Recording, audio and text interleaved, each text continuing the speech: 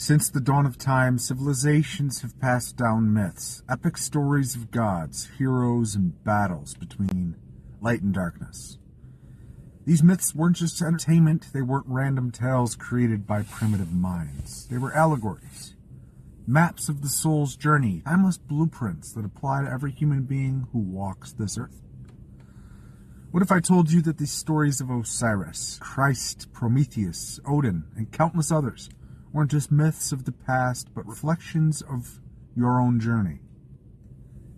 That hidden within these ancient legends are the keys to understanding yourself, your struggles, and the forces shaping your life. This is the mythic cycle, and whether you realize it or not, you are living it right now. Let's break the illusion and reveal the truth. The universal story of the fall.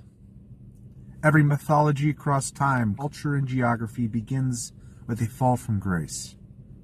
It is the moment when a divine being, a soul, or a hero is cast out of their original state and plunged into a world of suffering, trial, and limitation.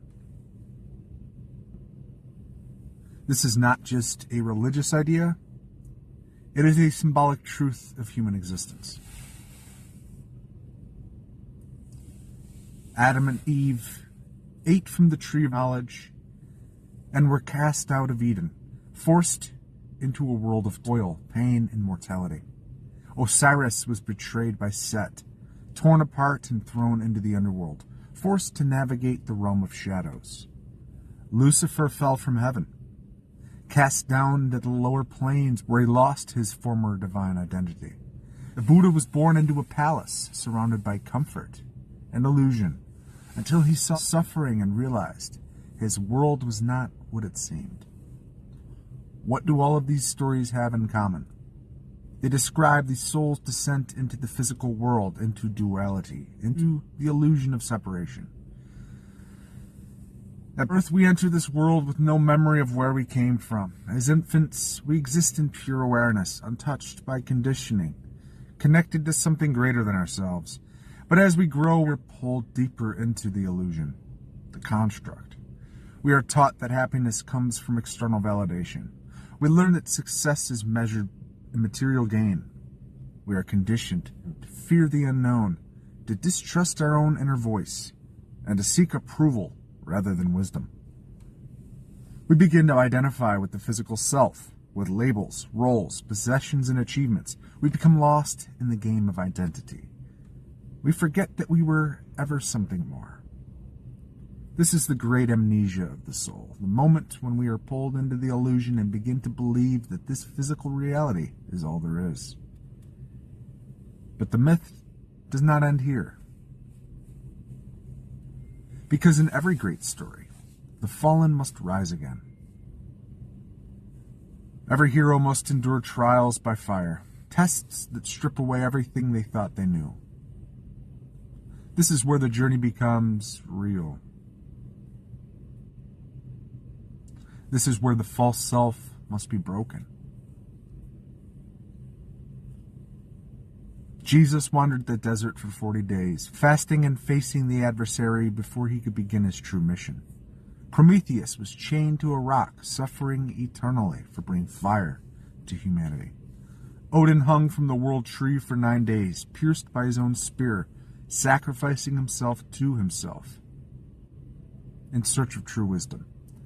Hercules endured 12 impossible labors, each one breaking and remaking him, each one stripping him of illusion and forcing him into a deeper understanding of himself.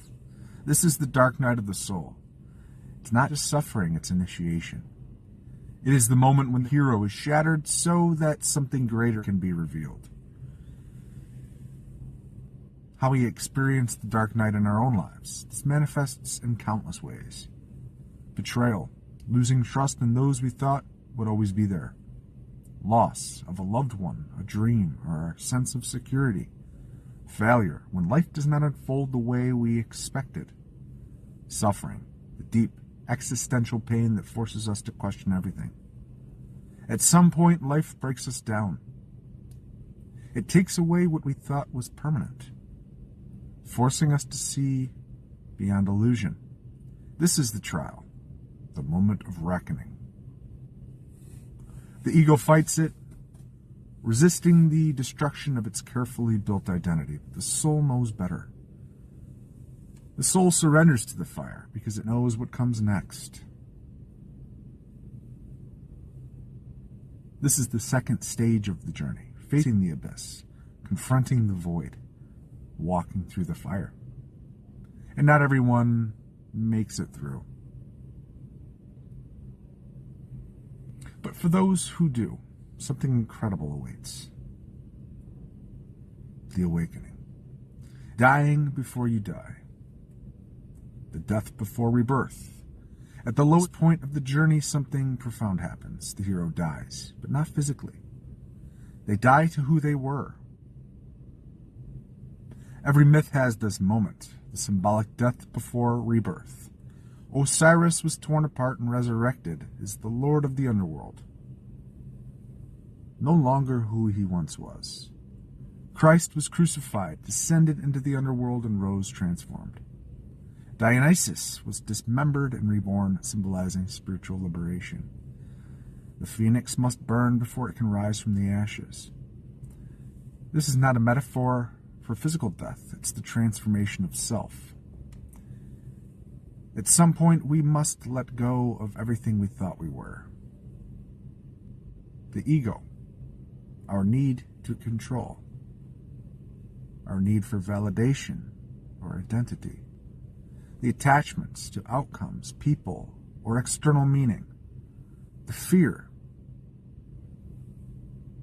This is the death before death, the breaking of the false self, so that the real self can emerge. And those who make it through, they don't just return, they return transformed. They see beyond the veil, beyond the distractions, beyond the illusion of the self they once clung to.